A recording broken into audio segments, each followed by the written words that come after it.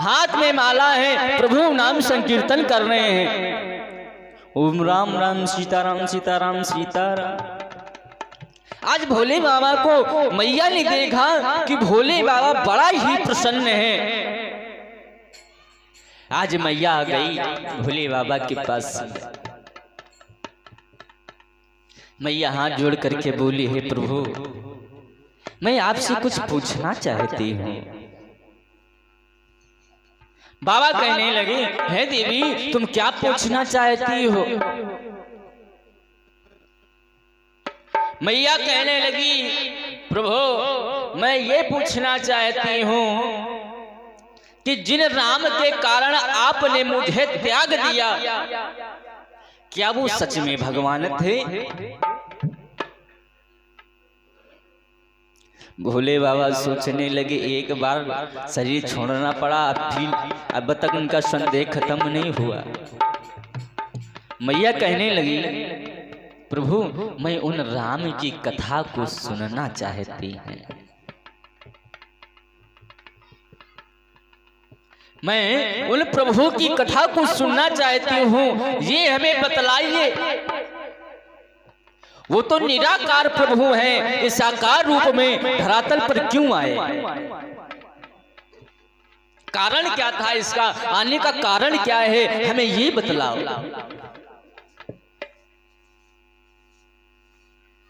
भोले बाबा कहने लगे, देवी जीवन में आपने पहली बार इतनी सुंदर बात हमसे पूछी है। आज भोले बाबा बड़ा ही प्रसन्न हो गए। कहने लगी, कम से कम जीवन में पहली बार तो अच्छी बात पूछी तुमने। मैं जरूर बताऊंगा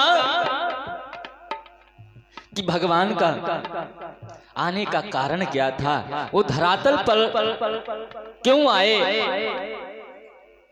कई कारण हैं, एक आधे कारण नहीं। बोले गोविंद भगवान की। भोले बाबा कहते हैं, हे देवी एक बार एक जालंधर नाम का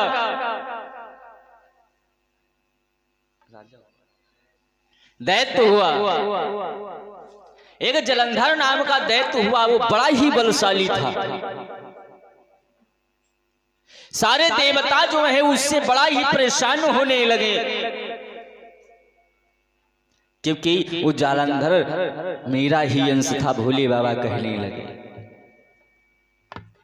जल से उत्पन्न हुआ इसीलिए उसका नाम जालंधर पड़ा। वो बड़ा ही बलशाली हुआ। सारे देवता बड़ा ही पीड़ित होने लगे। क्यों पीड़ित होने लगे? क्योंकि उसकी पत्नी जो थी वो पतिव्रता स्त्री थी, जिसका नाम वृंदा था। आज भैया देवता सारे बड़ा परेशान होने लगे, सोचने लगे ये कब मरेगा इतना। सब देवता अपना अपना जो है सिंहासन छोड़ करके, अपना अपना लोग छोड़ करके भागने लगे उधर उधर। सारे देवता जब बड़ा परेशान हो गए तो भगवान श्री हरि नारायण की प्रार्थना की है, हे प्रभु अब आप आ जाओ और हमको इस पीड़ा से मुक्त कर दो।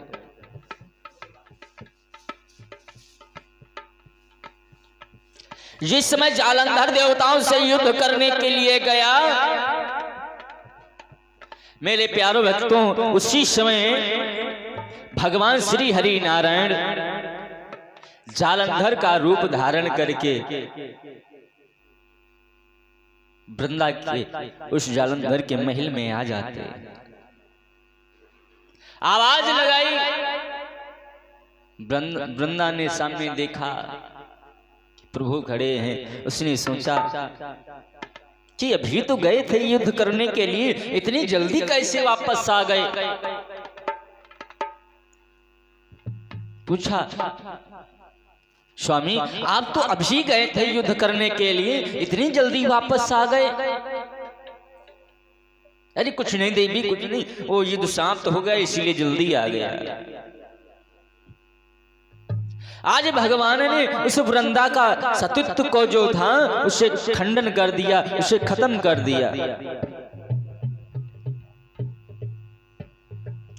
जिस समय वृंदा का सतीत्व जो था, जो पतिव्रता बल था, वो खत्म हुआ, उसी समय जलंधर जो है उधर रणभूमि में मार दिया जाता है।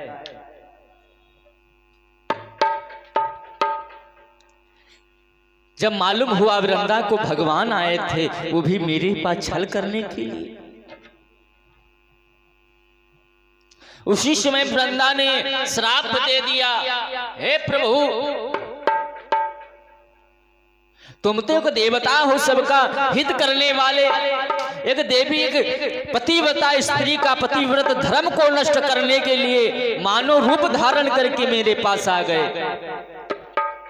जाओ, मेरा ये श्राप है कि तुमको अगला जन्म तुमको जो है मानव का रूप धारण करना पड़ेगा, मानव स्वरूप में आओगे। और इतना ही नहीं, आपने मेरा पतिव्रत धर्म को नष्ट किया है,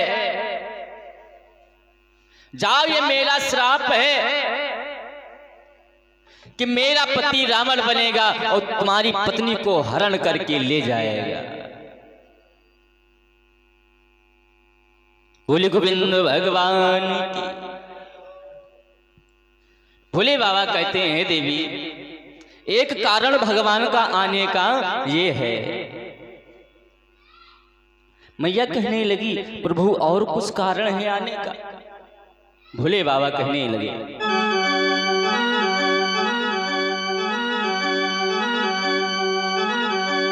नारद श्राप दिन एक बार, नारद श्राप दिन एक बार, नारद श्राप दिन एक बार, नारद श्राप दिन एक बार, नारद श्राप दिन एक बार, नारद श्राप दिन एक बार, नारद श्राप दिन एक बार, कल्प एक दिन लगे अवतारा, कल्प एक ते लगे अवतारा, कल्प एक ते लगे अवतारा। भोले बाबा कहने लगे, हे देवी कि नारद श्राप दिन एक बारा, कल्प एक तहीं लगे अवतार। हे देवी, एक बार नारद जी ने भगवान को श्राप दे दिया। मैया ने सुना, नारद जी ने भगवान को श्राप दे दिया। वो तो भगवान के परम भक्त हैं, सदैव उनका नाम जाप किया करते हैं, नारद जी कैसे भगवान को श्राप दे सकते हैं?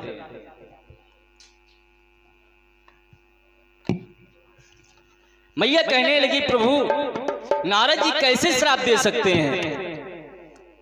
हे प्रभु, मैं आपसे प्रार्थना करना चाहती हूं कि सबसे पहले हमें इस चरित्र को विस्तार में हमको बताइए। और हमको ये विश्वास नहीं हो रहा है कि भगवान को नारद जी ने भगवान को ऐसे ही श्राप दे दिया होगा। और मैया कहने लगी, सुनो प्रभु, कि कारण कवन श्राप मुनि दीना।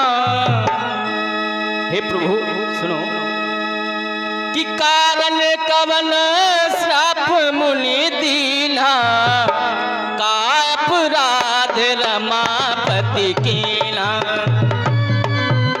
रमापति कीना, अपराध रमापति कीना, कारण कवन श्राप मुनि दीना, कारण कवन श्राप मुनि दीना, का अपराध रमापति रमापत कीना। काय अपराध रमापत कीना, काय अपराध रमापत कीना। आज मेरे प्यारे भक्तों मैया कहने लगी कि कारण कवन श्राप मुनि दीन्हा, ओ का अपराध रमापत कीन्हा। हे प्रभु, हमें ये विश्वास नहीं हो रहा कि नारद जी ने ऐसे श्राप दे दिया है। भगवान ने कोई ना कोई गलती जरूर की होगी, तब नारद जी ने उनको श्राप दिया। मैया कहने लगी प्रभु ये चरित्र जो है हमें विस्तार पूर्वक समझाइए। भोले बाबा कहने लगे हे देवी सुनो। एक बार की बात है, देव ऋषि नारद भ्रमण करते हुए हिमालय पर्वत के पास से गुजर रहे थे। हिमालय पर्वत के पास से गुजर रहे थे, उन्होंने वहां पर बहुत ही सुंदर सुंदर चीजें देखी। और क्या देखा? श्री गोस्वामी तुलसीदास जी रामचरितमानस के मध्य में लिखते हैं, हिमगिरि गुहा एक अति पावन, हिमगिरि गुहा एक अति पावन, हिमगिरि गुहा एक अति पावन, हिमगिरि गुहा एक अति पावन, हिमगिरि गुहा एक अति पावन, हिमगिरि गुहा एक अति पावन, हिमगिरि गुहा एक अति पावन, वह समीप सुरसरे सुहावन, समीप सुर सरे सुहावन, समीप सुर सरे सुहावन। आज भोले आज इधर नारद जी